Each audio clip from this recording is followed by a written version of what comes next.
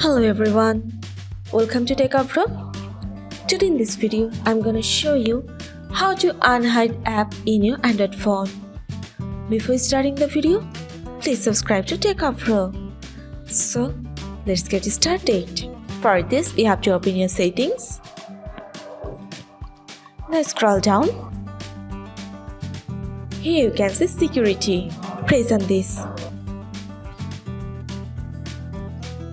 Again scroll down. Now you can find here privacy and app encryption. Click on this. Now set or use your pattern. From here you will find app hiding. Go for it. In this option you can unhide your app which you want. You just have to turn off the buttons. That's it. So this is how to unhide apps in your Android phone. So guys, that's it. You can do this.